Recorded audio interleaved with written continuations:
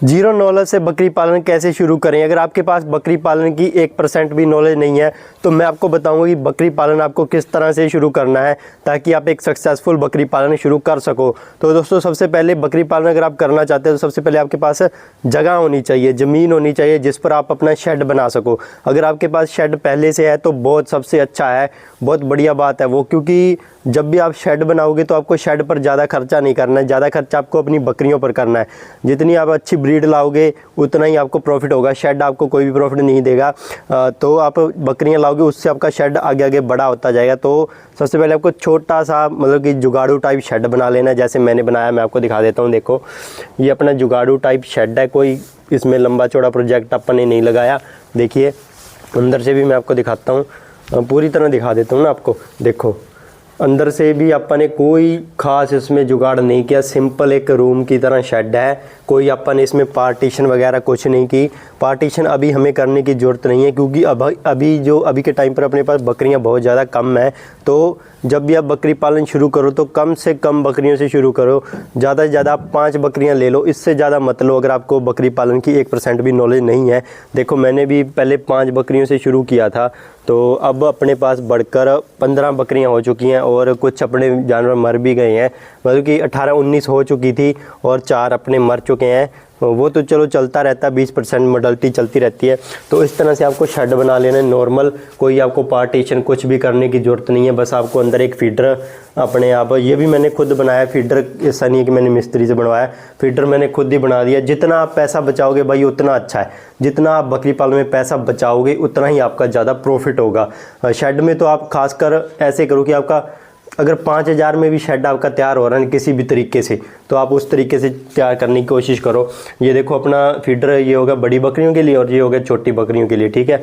और रात में जब ठंड हो जाती है, फिलहाल ठंड सर्दी का समय है, तो देखो अपन यहाँ पर पार्टीशन कर रखी है।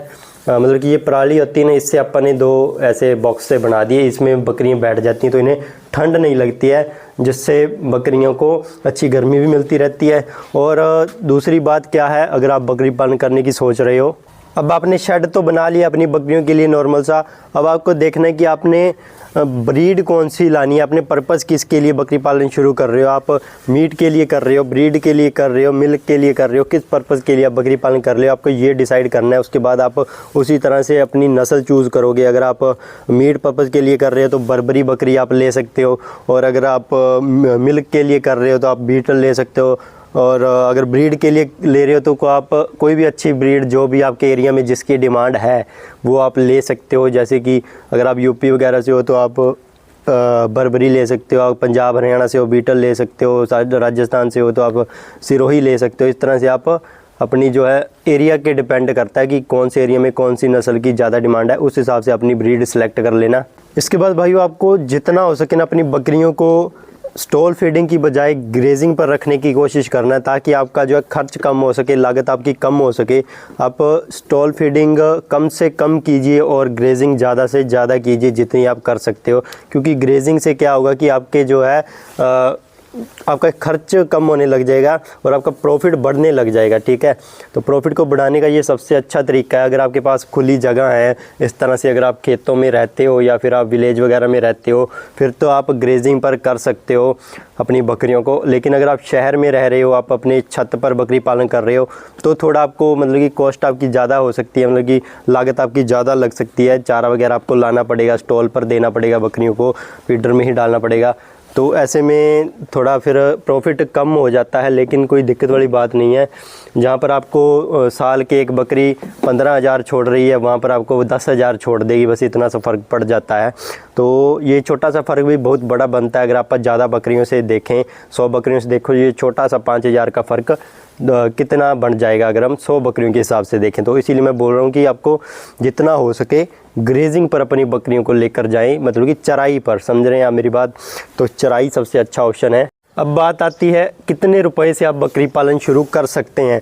अगर आप छोटा सा मतलब कि अपना शुरुआत करना चाहते हैं बिल्कुल छोटे से, तो शेड वगैरह, चारा वगैरह, बकरियां सब मिलाकर आपका जो है 3 लाख रुपए में आप शुरुआत कर सकते हो। 5 बकरियों की बात कर रहा हूँ, 3 लाख से आप शुरुआत कर सकते हो। अगर आपके पास शेड पहले से है तो फिर तो मतलब कि और भी कम हो जाएगा, लेकिन 2.5 लाख भी बहुत है अगर 5 बकरियों से कर रहे हो।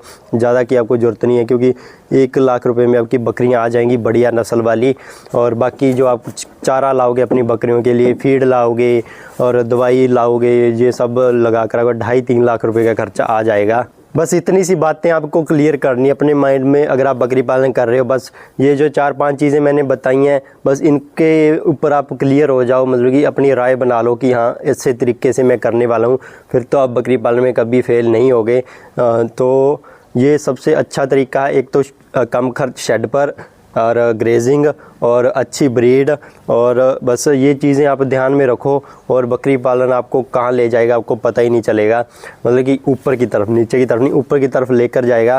तो दोस्तों वीडियो अगर अच्छी लगी हो तो प्लीज़ चैनल को सब्सक्राइब करना, वीडियो को ज़्यादा से ज़्यादा शेयर करना, ताकि जो भी भाई बकरी पालन 2026 में करना चाहता है और कन्फ्यूज़ है कि करूँ या ना करूँ, तो उनका जो है डाउट क्लियर हो सके। तो इसलिए वीडियो को पूरी दुनिया में फैला दो, अपने भाई को फुल सपोर्ट करो भाइयों। चलो मिलते हैं नेक्स्ट वीडियो में, टाटा बाय बाय।